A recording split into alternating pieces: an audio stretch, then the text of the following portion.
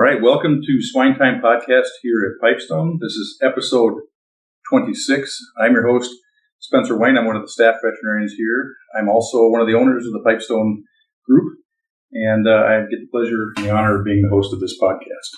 Today, we have two guests, Jesus Colorado and Rob Hofmeyer. Rob Hofmeyer is the head of a service offering that we have called Farm Team. It's one of the things that we offer to producers to help with their operations. And Jesus is the trainer that works with the folks that are involved in that. The topic of today will be TN visa talent from Mexico and how it might fit into your operations on your farm, and just a good description of what that program is to begin with, and how those folks come from Mexico here to the Midwest and where it might play a role in your operation. I think I stumbled through that description halfway accurately. If I made a mistake, we'll correct it on the way.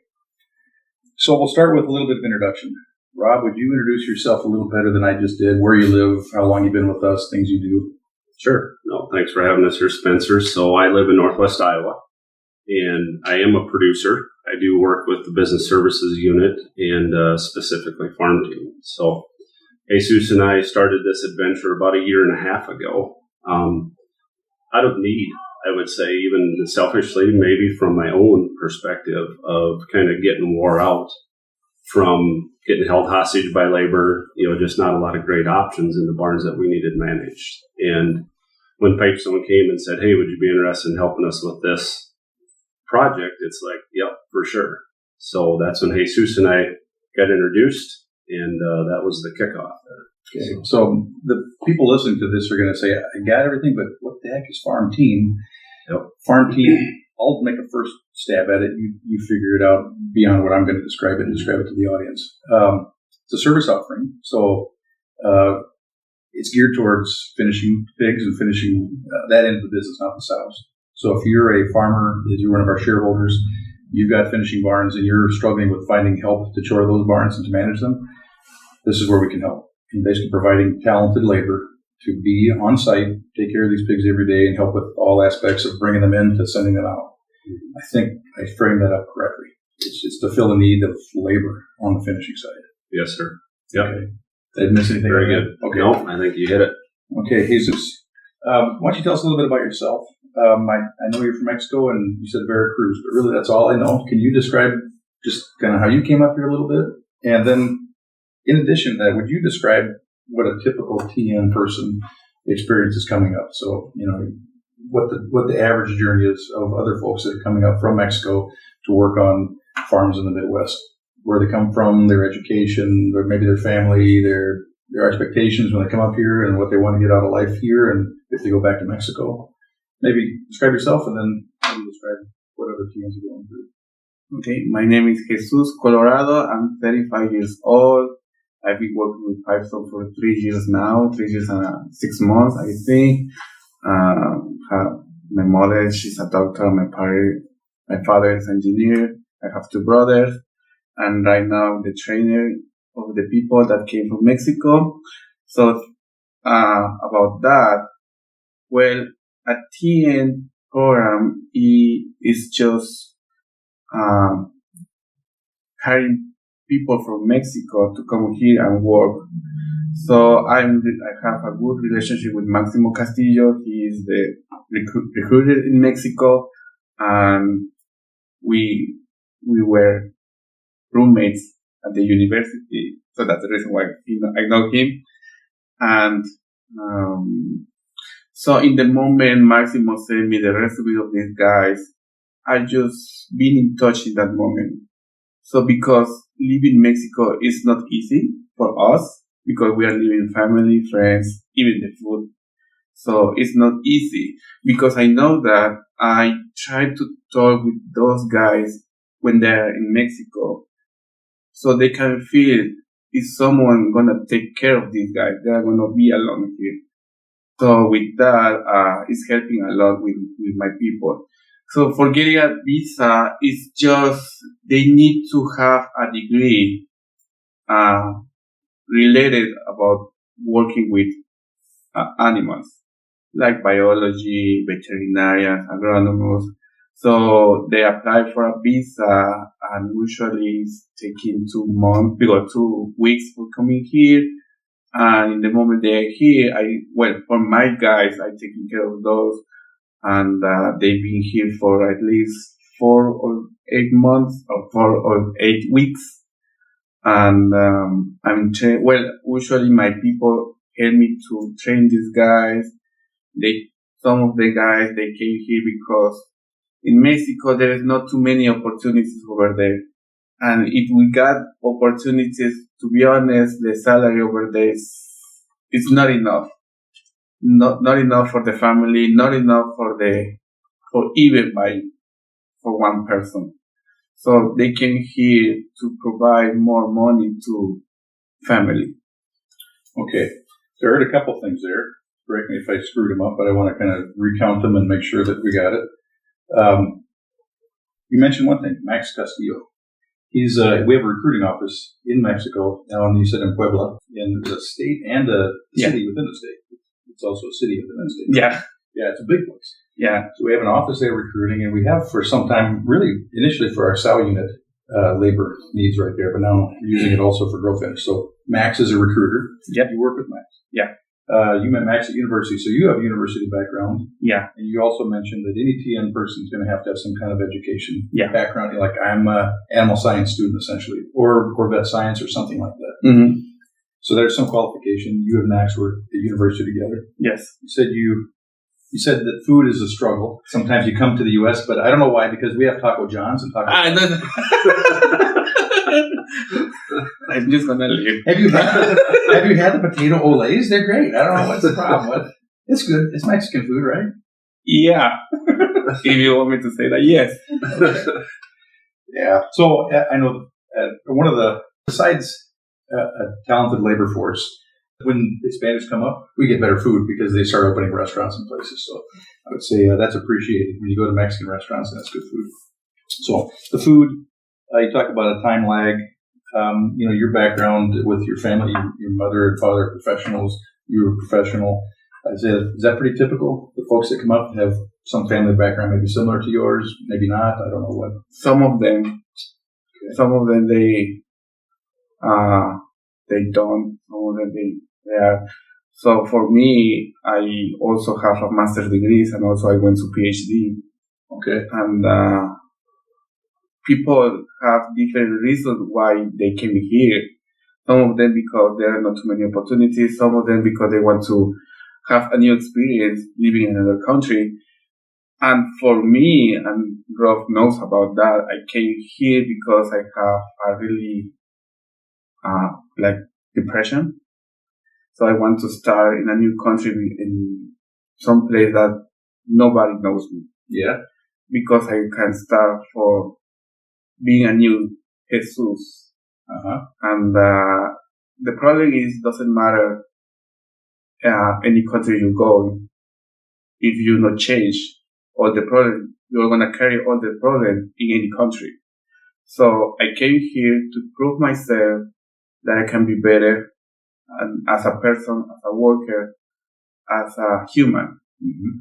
So thank God I met a lot of people, nice people in Pipestone that helped me a lot, like Nicole Frudiger, Rick Jordan, Nicole Pause, Alex Lario, Maximo Castillo, and right now I have Dave Gentleman, Rob Hofmeyer. So for me, having all those support from these people that's the reason why I'm here. Because to be honest, I thought I'm gonna spend like 6 months being here in the USA and going back to Mexico. But I'm here, to be honest, because of them, because they saw something in me that I cannot see myself. Okay, that's a good, inspiring story. Thank you for that. And so that, kind of a new beginning. That's what I heard a lot from you there. I think I hear the same thing when I go to farms, sow farms, where there's quite a few TNs, new beginnings, economic opportunity. I was there, but I can make better wages here. I think it's not uncommon to have your family with you as well. So I meet a lot of folks that, my wife I live in Watertown, my wife lives in Watertown, or Groveland, I guess would be for that farm in particular. And we have 2 kids, and they're the public school system there. And so the folks come up sometimes with families for economic opportunity, new experience also. Can I add something to that? Spencer, I think it's been really cool to watch our shareholders respond to the team members' goals. And that's probably a little bit unique to the grow finish side because a lot of our shareholders are family farmers. Mm-hmm. And when they bring a team member in, they treat them like family, right? Mm-hmm. For the good most of the time. And when they understand what a team member's goal is to bring the family up, they're like all about it, right? Like, because they understand that if those goals are met, right, then that's going to create longer tenure.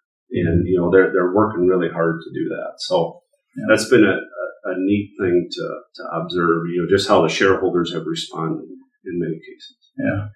So kind of thinking about shareholders, how they respond, and also what the typical perception might be.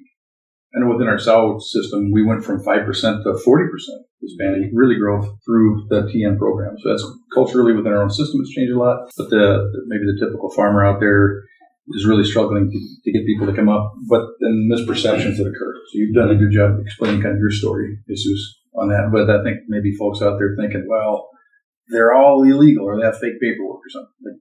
No, that's not the case here. These are through this distinct program. Qualified individuals come up, serve that purpose, oftentimes bring their families with. I would say oftentimes become long-term residents, but not always. I think a lot of people have aspirations of going back to Mexico. And then the other thing would be, I was trying to think of what there's something else involved in all this. Oh, okay. I would say some people out there think, well, how these folks come up here and they work for half the money that an American worker would work for. Well, that's not true because I know with our sow farms, it's the same. There's no difference at all. And I'm guessing with the grow finish side of things, it's what you would pay anybody anyway. It's not like people are coming up and working for peanuts. It's a wage that would be presented to a local worker as well. Yeah, correct. I think from a shareholder's perspective too, there's a lot of comfort in the fact that when the team members are deployed to their farms, they continue to be an employee of Pipestone or within IMSERV. And the thing that a lot of shareholders aren't geared up to have is this HR system that offers benefits and does all these things. So there's a sense of responsibility, or that box is checked when they take on their team member. They stay employee of IMSERV, if you will. But they feel good about being able to offer things like work comp, life insurance, health insurance, those types of things. Yeah. It's a very responsible approach. Yeah, I shouldn't blow past that because that's the thing is that the guy needs help, but then now he's got to be an HR manager and he's just him and his wife or his son or, somebody's there, but he's not used to doing HR things and all of a sudden he's got to figure out benefits and how do I do this? How do I do payroll taxes for an employee? And so that's handled. Mm-hmm. It's all handled as part of this. Yep. Okay. So we kind of stumbled around the background of all this. We addressed the need indirectly, but the need would really be because we can't get help. Like I can't find help for my needs on my farm, my finishing barns. I'm struggling. Can we help? And so that's the need. We need help to manage these things. Can you kind of lay out a typical scenario? Like say I'm a shareholder. I've got 3 finishing barns on a couple sections of land right where I farm. I raise corn and beans, and my kids, maybe they left and went off and didn't want to stay home and farm, and I'm stuck without really having much help. I need some help. And I'm a shareholder in one of the Pipestone units, and I get pigs every so many weeks, and I need help. That would be the setup. How would somebody fit into my program like that? Sure. So the way we like to approach that when we start there is that we'll just have an initial interview and try to lay out some of the basics, kind of like we're doing here, with Farm Team. What is the offering? And then, the ask after that's done there is to give us a job description. So we have a really good target of what type of person you're looking for. Because where that becomes important is when the new recruits come up and he's working with them, we can target certain things. And we've had certain requests, like one operation just wanted an individual to do market selection. So we had them mainly work in, selecting market pegs, loading and sorting and, just running that process so that they could drive their CV, their coefficient of variation, as low as possible. And I would say because of the educational background, like our team members get it. They know how to, make the numbers work. They know how to select the right pegs, and they did a bang-up job for that operation. So, that job description is really important because it creates good expectations for the farm and it creates good expectations for the team member. So we have something to reference back to. Is there a minimum hour requirement? Let's say the farm that I just described. I need somebody for 20 hours a week, not for full 40. What is the limits, either up or down on that, what you're going to be able to work with? Yeah, very, very good question. So what we've chosen to do is, there's a lot of requests because the industry has evolved into, hey, will you take care of this barn for so many dollars a pig space? Or this is the set dollars, and then you can go take care of this guy's barn and this guy's barn. Well, we've shied away from that structure, if you will, to say, we want you to take this team member on as part of your operation. They remain a Pipestone employee, but you're going to direct their activities. So again, this job description becomes important, and that work week kind of revolved around a 45-hour give or take type of work week. So they're really we call them an FTE or a full-time employee to manage and to, utilize as you see best for your operation. Now, we do have a couple operations where they would share an employee or maybe even a pod of employees. Okay. So there's variations of it, but as they are, deployed, they're deployed as a full-time employee, which will get split out either amongst several operations or just utilized in a operation. So that's specifically with pigs, at least as the primary. Can they also end up doing harvest work in the fall? I have no idea what the other split out might be on what they do during the day, or is it just got to be pigs? Yeah. There's always gray areas in farming, and, the drive or the main goal of what their duties would be working with pigs, because that has to match up with the whole process, if you will. So primarily pigs, gray areas off to the side. Yep. What about housing and vehicles and things like that? Is that, hope I'm not touching, my goal is to lay out what it is and find out for myself partly too, but does the farmer provide housing? Does he just have to facilitate it, but doesn't have to provide it? How does that work? Oh, great questions, because this is a typical farm team first interview, right? I would say, all the things that we're touching on here. So, when the team members first get up here, the first thing that they apply for is a social security number. And when we can get the social security number and jump in if you want Jesus on any of this, then we can go ahead and try to get them a driver's license. And bank account. Yeah, and bank account. And also a cell phone from here. Yeah, so just a lot of things, we try to check those boxes within those first 4 weeks that they're there. Sometimes it gets to be a push to get that all done. And then the housing, does that become a big issue, or is it manageable? How do you do it? It's a case-by-case situation. So we always like to, in the initial interview with the client, we'll say, okay, where would you like your team member to live? And if you would like to have some influence on that, we would love your help with this. So between that ask, HR does help us, try to originate some housing. We try to find something that fits the budget, if you will, and then also fits the geography of where they want them to live. And the team member is expected to rent the house, or rent the apartment or rent where they're living. Okay. Yep. Okay. So in that sense, with some hand-holding, they end up being an independent person. It's not like you've got an exchange student living with you that you've got to take to the family functions and everything. This could be as friendly as you want to be, but essentially it's a respectful employee-employee relationship. Yep. Relationship where the employee, in this case the TN person's got vehicle and housing covered, at least to the farm, and that is not an obligation of the producer then at that point. Correct. Other than what they want to.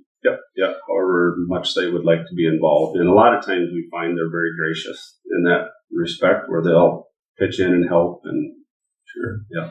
Okay. Then if the person shows up, they report directly to the farmer during the day, throughout the daily set of tasks. Like, I got to do this. The farmer's given them direction. They're an MServe employee. That's the benefits. It's all handled essentially by Pipestone. But the employee reports directly to the farmer. They're just like a regular employee might be there. But all the benefits and the payroll, that's handled by Pipestone. Correct? Correct. And if there's problems, the recourse for the producer, for the farmer, is to say, hey, I'm having trouble with this guy, or language or something would come up. The recourse is to go to one of you guys probably. Say, hey, I'm struggling here. Can you help me out? And I got to make this better. Yeah. I would say primarily Jesus. We've tag teamed some things together, but if you want to speak to that, Jesus, I think you've done a nice job of even being proactive, right? As you get deeper and deeper into it, and we're pushing on close to 30 members out there, there's just things that come up. So, yeah. So one of the example is working with Hispanic guys that they already have and having a new guys, team members. It's like these guys are gonna take their jobs. So I started talking with the other guys, not farm team members, the other guys say, hey, we just came here to help. You need all the operation in help, so we came here just to help. And also my people, they know, they came here working as a team. That's important. So with that in mind, the other people start to thinking, well, maybe it's not like the others.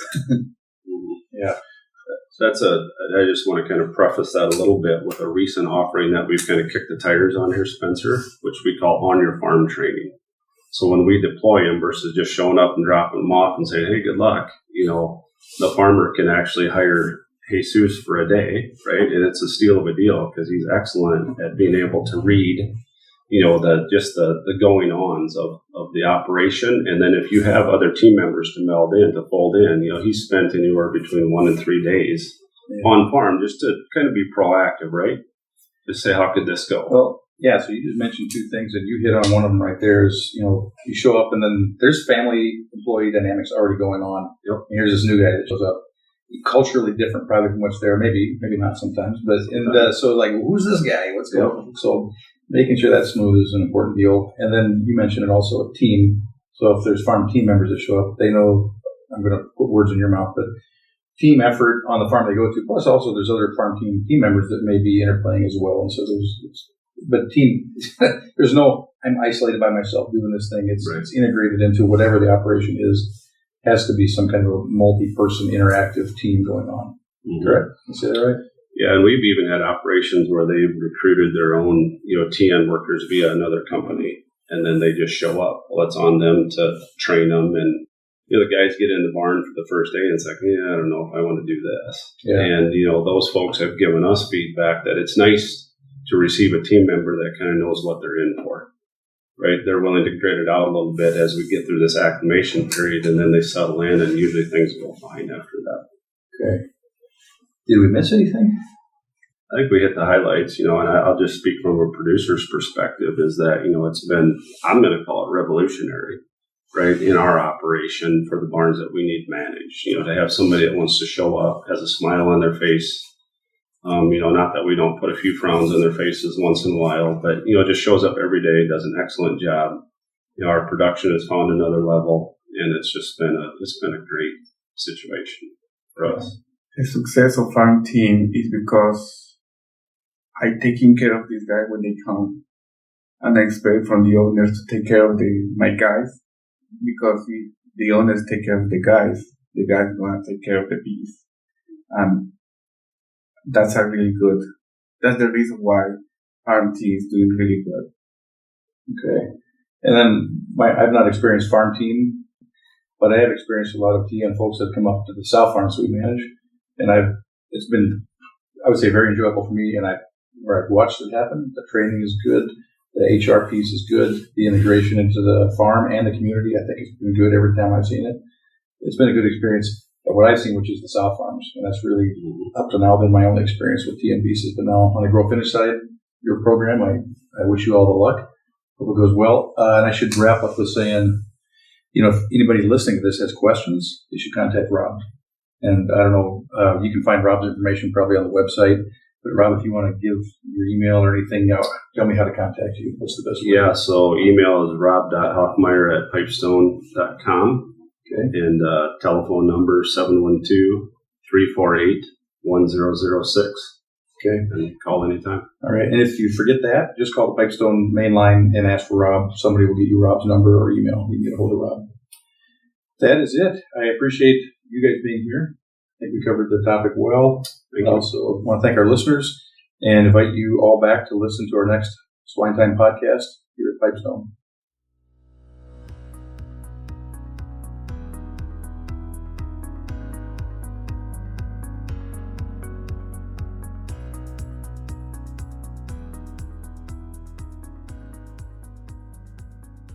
SwineTime Podcast was created for the pork industry and individual pork producers around the country.